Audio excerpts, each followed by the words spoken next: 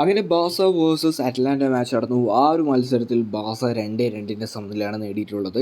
ഈ ഒരു മത്സരത്തിൽ നമ്മുടെ റഫീനയുടെ അസിസ്റ്റിൽ ലമീൻ യമാൽ ഒരു കിഡിലൻ ഗോൾ നേടിയിട്ടുണ്ടായിരുന്നു. അതിനുശേഷം ഈ ഒരു അറ്റ്ലാന്റ തിരിച്ച് ബാസക്കെതിരെ ഒരു ഗോൾ നേടി. ശരിക്കും പറഞ്ഞു കഴിഞ്ഞാൽ പ്രോപ്പറായിട്ടുള്ള ഒരു അവെയർനെസ് നമ്മുടെ ഡിഫൻസിൻ്റെ ഭാഗത്ത് നിന്ന് ഉണ്ടായിരുന്നില്ല. അതായത് ആ ഒരു ഓപ്പൺ പ്ലെയർ ഷോട്ട് അറ്റംപ്റ്റ് ചെയ്യുന്ന സമയത്ത് പ്രോപ്പറായിട്ട് ഒന്ന് കവർ ചെയ്യാൻ നിന്നിരുന്നെങ്കിൽ നമുക്ക് ആ ഒരു ഗോൾ കൺസിഡർ ചെയ്യേണ്ടി വരത്തില്ലായിരുന്നു. ആൻഡ് ഷെസ്നി ആണെങ്കിൽ ആ ഒരു സിറ്റുവേഷനിൽ പ്രോപ്പറായിട്ട് വന്നില്ല. അത് കഴിഞ്ഞിട്ട് ബാസ തിരിച്ച് വീണ്ടും ഒരു ഗോൾ നേടി. ആ ഒരു ഗോൾ വന്നിരിക്കുന്നത് നമ്മുടെ അറോഹോയിലൂടെയായിരുന്നു. ലെമീൻ്റെ അസിസ്റ്റിലാണ് ആ ഒരു ഗോൾ വന്നത്. സെറ്റ് പീസ് ഗോളായിരുന്നു. കിഡിലനായിട്ടുള്ളൊരു ഫിനിഷ് ആയിട്ടാണ് എനിക്ക് പേഴ്സണലി തോന്നിയത്. അപ്പോൾ ഈ ഒരു ലീഡ് മെയിൻറ്റെയിൻ ചെയ്ത് പോകും എന്ന് വിചാരിച്ചെങ്കിലും അറ്റലാന്റ തിരിച്ചൊരു ഗോൾ നേടി. ആ ഒരു ഗോൾ എന്ന് പറയുന്നത് നമ്മുടെ ഡിഫെൻസീവ് എററായിരുന്നു. ശരിക്കും പ്രോപ്പറായിട്ടുള്ള ഒരു അവയർനെസ് അവിടെ ക്രിയേറ്റ് ചെയ്തിരുന്നെങ്കിൽ ആ ഒരു ഗോൾ വരില്ലായിരുന്നു. ആൻഡ് ഷെസ്നിക്ക് കുറച്ചും കൂടിയും ബെറ്റർ ആക്കാമായിരുന്നു ആ ഒരു സിറ്റുവേഷൻ എന്നാണ് എനിക്ക് തോന്നിയത്. എന്തായാലും നമ്മൾ ആ ഒരു ഗോൾ കൺസിഡർ ചെയ്തു. 2-2 സമനിലയോടെ കൂടിയാണ് ഈ ഒരു മാച്ച് അവസാനിപ്പിച്ചത്.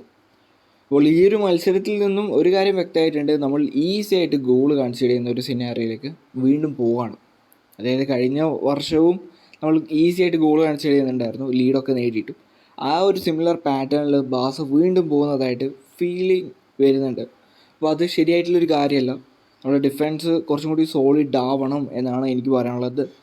ആൻഡ് ഈ ഷെസ്നി കുറച്ചും കൂടി ഇമ്പ്രൂവ് ആവാനുണ്ട് എന്നാണ് എൻ്റെ ഒരു പേഴ്സണൽ ടേക്ക്. ശരിക്കും ഞാൻ വിചാരിച്ചത് ഷെസ്നി വന്നു കഴിഞ്ഞാൽ സിറ്റുവേഷൻ കംപ്ലീറ്റ്ലി ഡിഫറെൻ്റ് ആവും എന്നായിരുന്നു.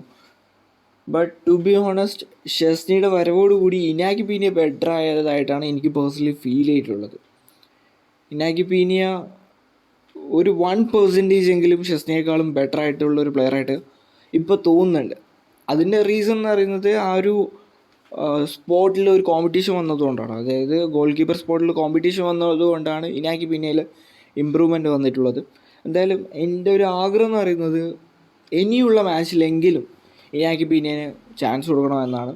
ഇനാക്കി പീനിയയുടെ ക്യാരക്ടറിൻ്റെ എന്തൊരു ഇഷ്യൂ കൊണ്ടായിരിക്കാം ഹാൻസ് ഫ്ലിക്ക് ആ ഒരു പ്ലേയിങ് ടൈം കൊടുക്കാത്തത്. അപ്പോൾ ഇനാക്കി പീനിയ അതൊന്ന് കറക്റ്റ് ചെയ്യുകയാണെങ്കിൽ, അതായത് അദ്ദേഹത്തിൻ്റെ ക്യാരക്ടർ അതേപോലെ തന്നെ സിറ്റുവേഷനിലുള്ള ആ ഒരു ആറ്റിറ്റ്യൂഡ് എന്തൊക്കെയാണോ അതെല്ലാം കറക്റ്റ് ചെയ്യുകയാണെങ്കിൽ ഉറപ്പായിട്ടും ഹാൻസ് ഫ്ലിക്കിന് അണ്ടറിൽ പ്ലേയിങ് ടൈം ലഭിക്കും. സോ പ്ലേയിങ് ടൈം വേണം എന്നാണെങ്കിൽ അതൊക്കെ ചെയ്യാം.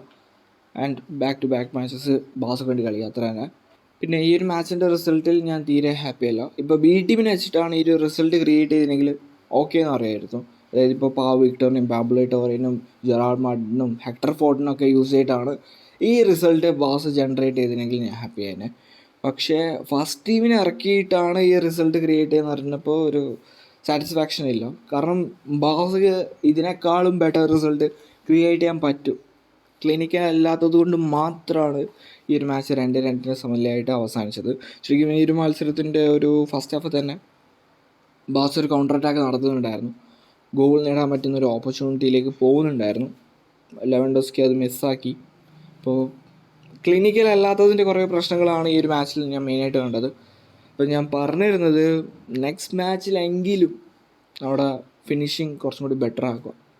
ആക്കിയിട്ടില്ലെങ്കിൽ നമുക്ക് നല്ല രീതിയിൽ ബാക്ക് ഫയർ ചെയ്യും എന്നേ എനിക്ക് പറയാനുള്ളൂ. എന്തായാലും ഞാൻ ഈ ഒരു റിസൾട്ടിൽ അത്ര ഹാപ്പി അല്ല. കാരണം നമ്മൾ ഇത്ര ഉറക്കം ഒഴിഞ്ഞ് മാച്ച് കണ്ടിട്ട് നമ്മളാകെ സമനില നേടിയെന്ന് പറയുമ്പോൾ ഒരു സാറ്റിസ്ഫാക്ഷൻ ഇല്ല. അതും ഫസ്റ്റ് ടീമിനെ ഇറക്കിയിട്ട് സമനില നേടിയെന്ന് പറയുമ്പോൾ സാറ്റിസ്ഫാക്ഷൻ ഇല്ല. കാരണം ഇതേ ടീമിനെതിരെ ഒരു റയൽ മാഡ്രിഡ് ഏറ്റുകൂട്ടിയിട്ടുണ്ടായിരുന്നു. And Real Madrid better result create ചെയ്തിട്ടുണ്ട്. അപ്പോൾ അവരുടെ ഫസ്റ്റ് ടീമിനെ ഇറക്കിയിട്ടാണ് അവർ ബെറ്റർ റിസൾട്ട് ക്രിയേറ്റ് ചെയ്യുമ്പോൾ അറ്റ്ലീസ്റ്റ് അതിൻ്റെ പകുതി പെർഫോമൻസ് കാഴ്ചവെച്ചെങ്കിലും ഇതിനേക്കാളും ബെറ്റർ റിസൾട്ട് ബാസ ക്രിയേറ്റ് ചെയ്യണമായിരുന്നു. അത് ചെയ്യാത്തതുപോലെയാണ് എനിക്ക് പേഴ്സണലി ഫീൽ ചെയ്തത്. എന്തായാലും ശരി, നമ്മളിപ്പോൾ റൗണ്ട് ഓഫ് 16 ക്വാളിഫൈ ചെയ്തിട്ടുണ്ട്. ഇപ്പോൾ നമ്മുടെ ഒപ്പോണൻ്റ് ആരാണെന്ന് ഇപ്പോഴും കൺഫേം ആയിട്ടില്ല. ഇപ്പോഴുള്ള അപ്ഡേറ്റ്സ് പ്രകാരം PSG, ബെൻഫിക്ക, മൊണോക്കോ പിന്നെ ബ്രസ്റ്റ് എന്ന് പറയുന്ന ക്ലബ്ബാണ്.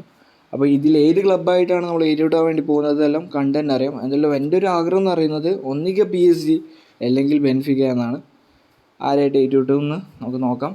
അപ്പോൾ ഇതൊക്കെയാണ് ഈ ഒരു വീഡിയോയിൽ പറയാൻ ആഗ്രഹിച്ച കാര്യങ്ങൾ. ഈ ഒരു വീഡിയോ ഇത്രയുള്ളൂ. അടുത്തൊരു വീഡിയോ ആയിട്ട് കാണുന്നതുവരെ ബൈ.